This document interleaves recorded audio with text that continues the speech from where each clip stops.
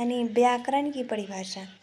व्याकरण वह विधा है जिसके द्वारा हमें किसी भाषा का शुद्ध बोलना, लिखना एवं समझना आता है। व्यक्ति और स्थान भेद से भाषा में अंतर आ सकता है। इस प्रकार किसी भाषा का रूप निश्चित नहीं रहता। अज्ञान अथवा भ्रम के कारण कुछ लोग शब्दों के उच्चारण अथवा अर्थ ग्रहण में गलती करते हैं। इस प्रकार भाषा का रूप विकृत हो जाता है। भाषा की शुद्धता और एकरूपता बनाए रखना ही व्याकरण का कार्य है।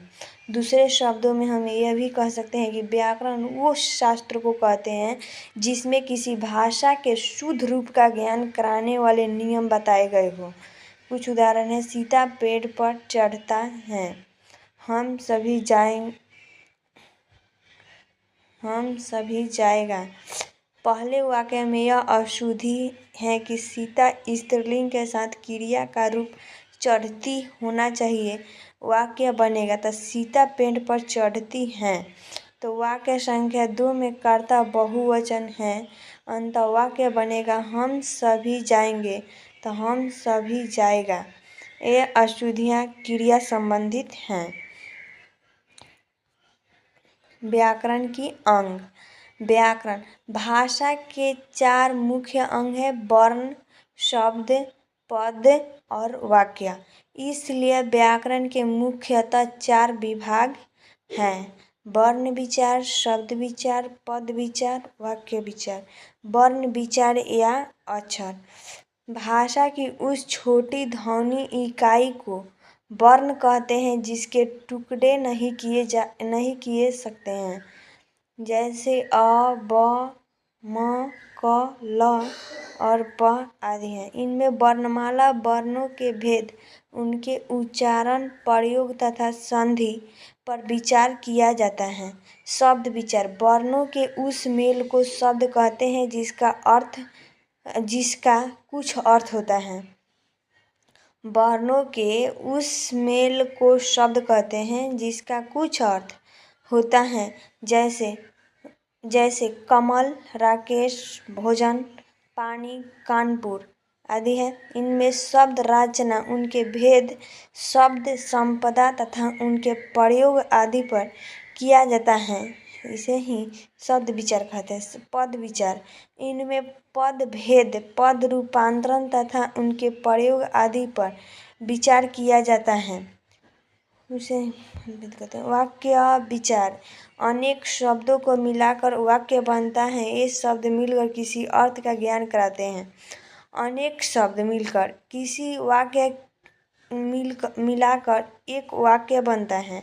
ये शब्द मिलकर किसी अर्थ का ज्ञान कराते हैं। जैसे सब घूमने जाते हैं, राजू सिनेमा देखता है। इस वाक्य में उसके अंग, पदबंध तथा विराम चिन्ह आदि पर विचार किया जाता है।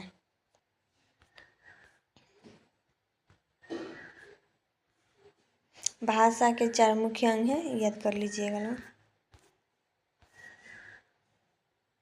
यहीं पे खत्म। फिर अगले एथी में बता रही हूँ ग्रामर के बारे में। वर्ण या वर्णमाला की परिभाषा देखें। वर्ण की परिभाषा। वर्ण किसे कहते हैं? वर्ण उस मूल ध्वनि को कहते हैं जिसके खंड या टुकड़े नहीं किए जा सकते हैं। इसे हम ऐसे भी कह सकते हैं कि वह सबसे छोटी ध्वनि जिसके और टुकड़े नहीं किए जा सकते हैं और वर्ण कहलाती हैं। दूसरे शब्दों में भाषा की सबसे छोटी इकाई ध्वनि है और इस ध्वनि को वर्ण कहते हैं। जैसे अ, बड़ी, व, च, क, ख इत्यादि। वर्ण भाषा की सबसे छोटी इकाई है।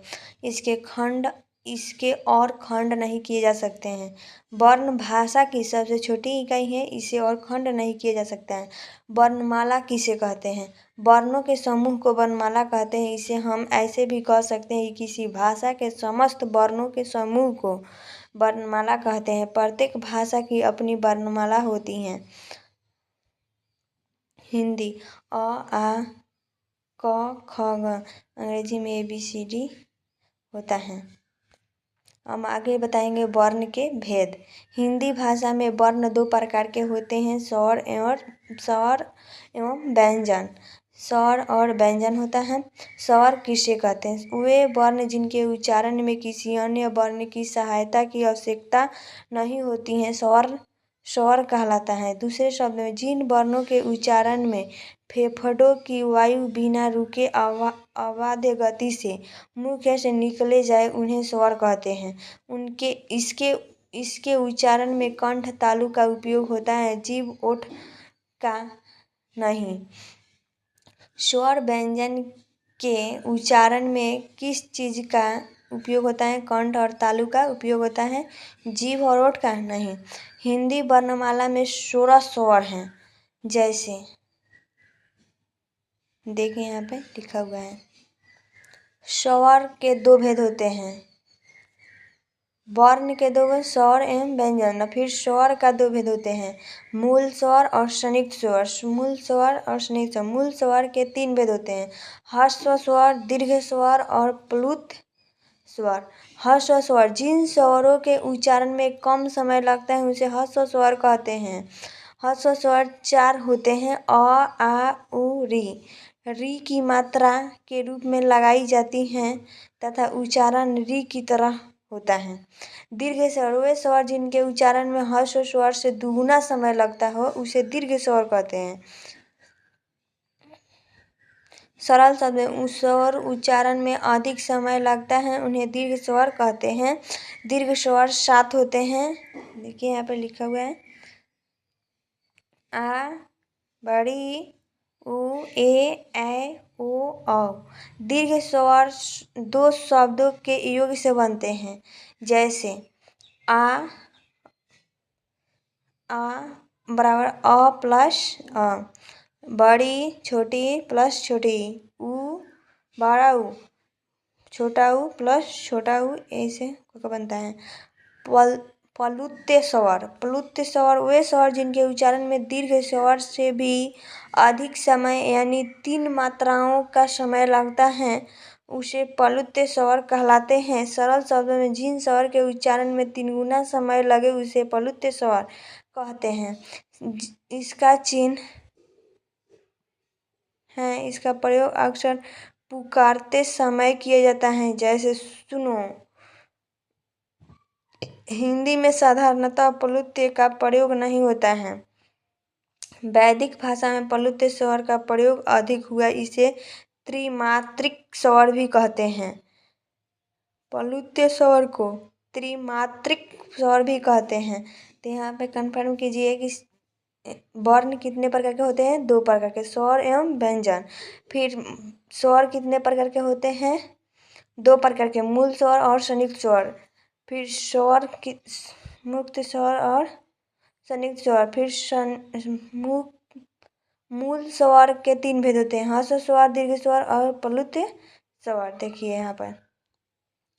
अब आयोगवाह क्या है? हिंदी वर्णमाला में ऐसे वर्ण जिनकी गणना ना तो स्वर में होता है और ना ही व्यंजन में की जाती है उन्हें आयोगवाह कहते हैं। आयोगवाह कहलाते हैं। वर्णमाला में इनका स्थान स्वर के बाद और व्यंजन से पहले होता है। आयोगवाह का इस्तेमाल स्वर इनका स्थान स्वर के बाद और व्यंजन के पहले होता है। को अनुस्वार तथा अह को विसर्ग कहा जाता है। आयोगवाह 4 प्रकार के होते हैं, अनुनासिक, अनुस्वार, विसर्ग, निर्नुनासिक। अनुनासिक जिस ध्वनि के उच्चारण में हवा नाक और मुंह दोनों से निकलती है उसे अनुनासिक कहते हैं, जैसे गांव, दांत, आंगन, सांचा इत्यादि हैं। अनुस्वार जिस स्वर के उच्चारण में हवा केवल नाक से निकलती है उसे अनुस्वार कहते हैं, जैसे अंगूर, अंगद, कंकन। विसर्ग जिस ध्वनि के उच्चारण में ह की तरह होता है जिस ध्वनि के उच्चारण में ह की तरह होता है उसे विसर्ग कहते हैं। मनः, कामना, ना, पय, पान, पान, अंतः, अतः, स्वतः, दुख इत्यादि हैं। निर्नुनासिक क्या है? केवल मुंह से बोले जाने वाले सस्वर वर्णों को निर्नुनासिक कहते हैं, जैसे इधर, उधर, आप, अपना, घर इत्यादि। टिप्पणी: अनुस्वर और विसर्ग ना तो स्वर है ना व्यंजन। अनुस्वर और विसर्ग ना तो स्वर है और न ही व्यंजन, किंतु वे स्वर के सहारे चलते हैं। स्वर और व्यंजन दोनों में इनका प्रयोग होता है, जैसे अंगद, रंग। स्वर की मात्रा: विभिन्न स्वर की मात्राएं और शब्दों में उनका प्रयोग देखिए।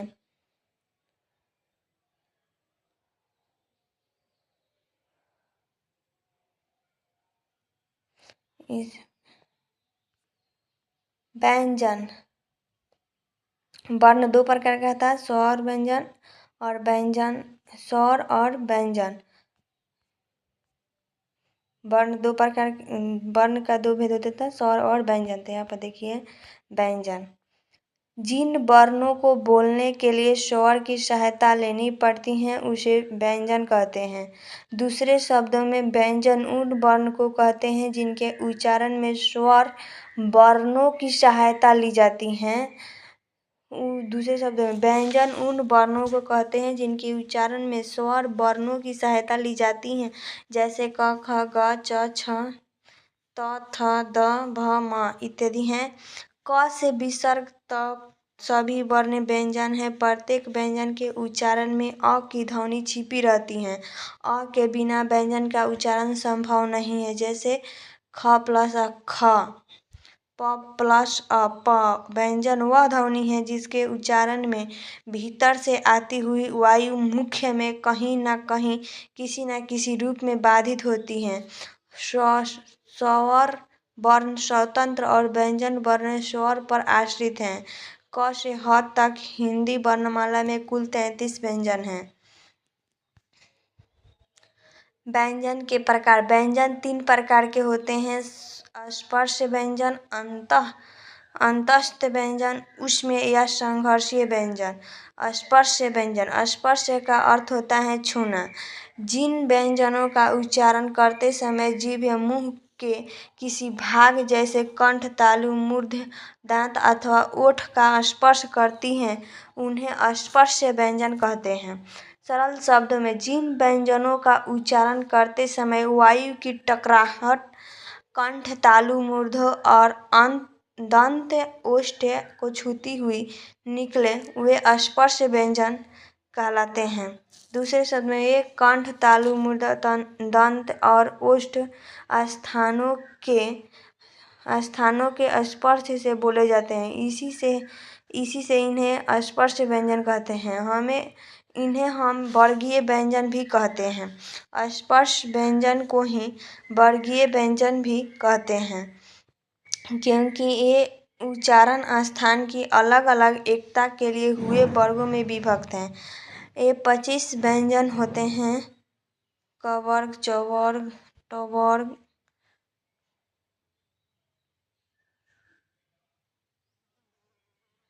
अंतः व्यंजन, अंतस्थ व्यंजन। अंतः का अर्थ होता है भीतर। उच्चारण के समय जो व्यंजन मुंह के भीतर ही रहे उन्हें अंतस्थ व्यंजन कहते हैं।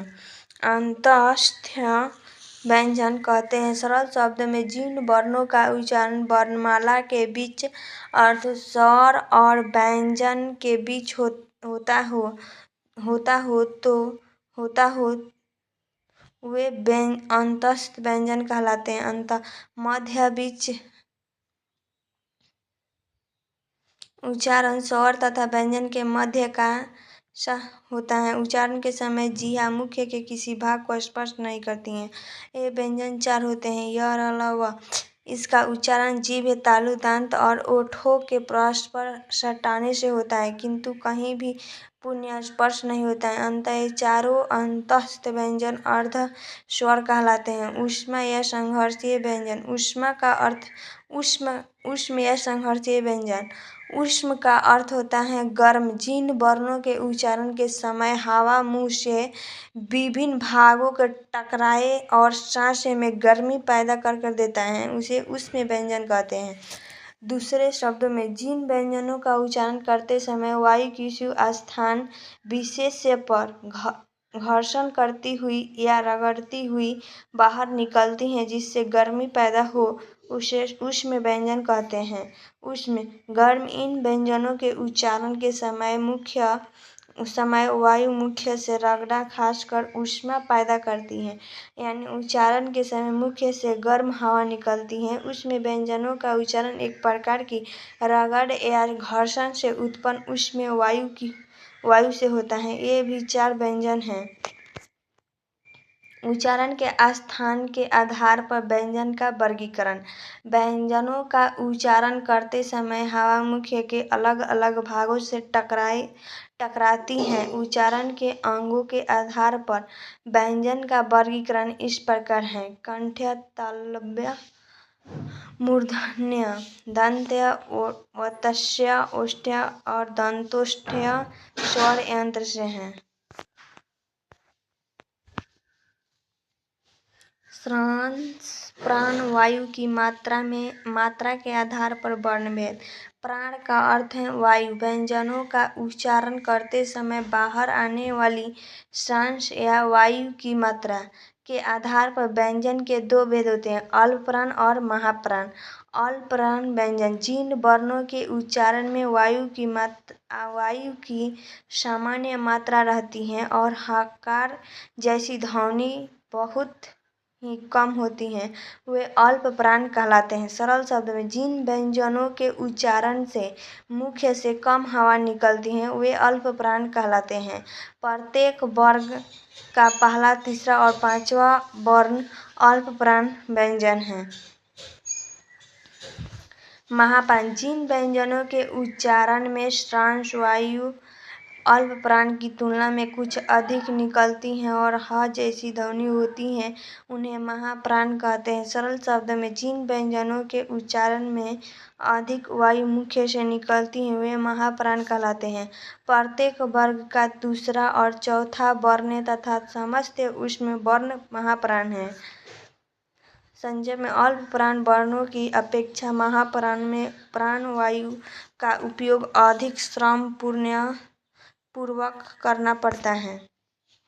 घोष और अघोष व्यंजन। घोष का अर्थ होता है नाद या गूंज। वर्णों के उच्चारण में होने वाली ध्वनि की गूंज के आधार पर वर्णों के 2 भेद होते हैं: घोष और अघोष। घोष या संघोष व्यंजन नाद की दृष्टि से जिन व्यंजन वर्णों के उच्चारण में स्वर तंत्रिका सांस्कृतिक होती हैं, वे घोष कहलाते हैं। दूसरे शब्दों में, जिन वर्णों के उच्चारण में गले के कंपन से गूंज जैसी होती हैं, उसे घोष या अघोष संघोष कहते हैं। जैसे घोष ध्वनि के उच्चारण में स्वर तंत्रियां आपस में मिल जाती हैं। घोष ध्वनि के उच्चारण में स्वर तंत्रियां आपस में मिल जाती हैं, वायु धक्का देते बाहर निकलती है, फलतः झंकृति पैदा होती है। अघोष व्यंजन नाद की दृष्टि से जिन व्यंजन वर्णों के उच्चारण में स्वर तंत्रियां झंकृत नहीं होती हैं, वे अघोष कहलाते हैं। दूसरे शब्द में, जिन वर्णों के उच्चारण में गले में कंपन नहीं होता है, उन्हें अघोष कहते हैं।